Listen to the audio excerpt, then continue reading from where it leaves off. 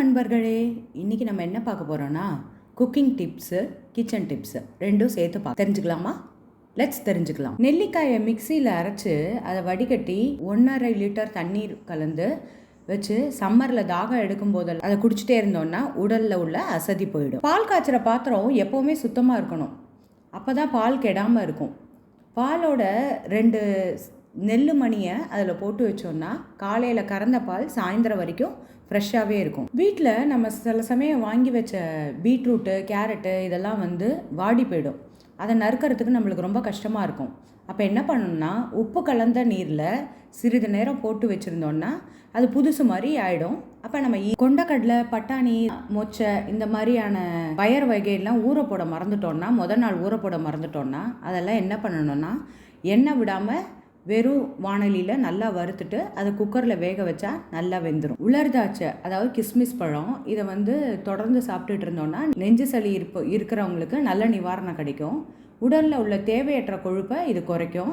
ரத்த சோகையை குணப்படுத்தும். முடி அடர்த்தியாக வளர செம்பருத்தி பூவை அரைச்சி நல்லெண்ணெயில் காய்ச்சி வடிகட்டின பிறகு தலையில் தேய்ச்சா தலைமுடி நல்லா அடர்த்தியாக வளரும்.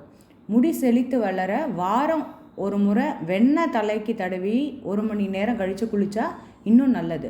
வெண்ணெயை முகத்தில் போட்டு தடவி கொஞ்சம் நேரம் கழித்து குளித்தோன்னா முகம் ரொம்ப பளபளப்பாக இருக்கும். பாகக்காயை அப்படியே வச்சோன்னா 1-2 நாளில் பழுத்துரும்.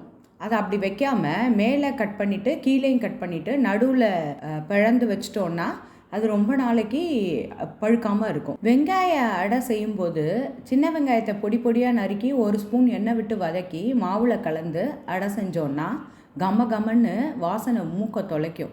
ருசியும் நாவில் நீர் ஊற வைக்கும். நம்மளுக்கு எலுமிச்சம்பழ சர்பத் செய்யும்போது கொஞ்சம் இஞ்சியை அதோட சாறு கலந்து சேர்த்தோன்னா சுவை ரொம்ப அதிகமாக இருக்கும். வெயில் காலம் வந்துருச்சு இல்லையா, நம்மளோட வேர்வை நாற்றம் அதிகமாக இருக்கும். அதுக்கு என்ன பண்ணலான்னா, தினசரி குளிக்கும்போது நீரில் எலுமிச்சம்பழ சாறை ஊற்றிடணும்.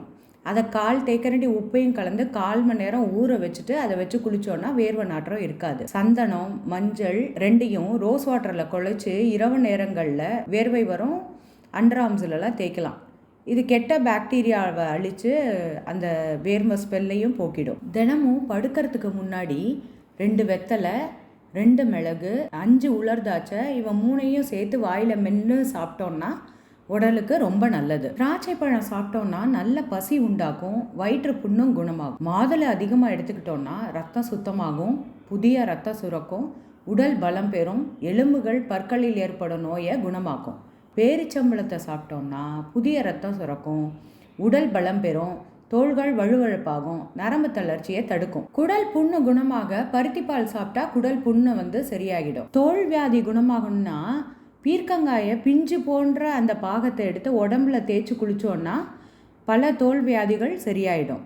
அதே மாதிரி குப்பைமேனி இலையையும் உடம்புல தேய்ச்சி குளிச்சோன்னா நிறைய ஸ்கின் வியாதிகள் போயிடும். முகம் பளபளப்பாக இருக்க கசகசாவை எருமை தயிரில் அரைச்சி தினசரி இரவு மூஞ்சியில் போட்டு புதினா சாரோட எலுமிச்சம்பழ சாரை சேர்த்து குறிச்சோன்னா செரிமான கோளாறு சரியாகி. சேப்பங்கிழங்கு அரைச்சி உடலில் உள்ள கட்டி உள்ள இடத்துல வச்சு கட்டினோன்னா கட்டியெல்லாம் உடஞ்சிருமா. அதை புண்ணு மேலே தடவுனோன்னா புண்ணும் ஆறிடுமா. நன்றி அன்பர்களே. Please like, share and subscribe.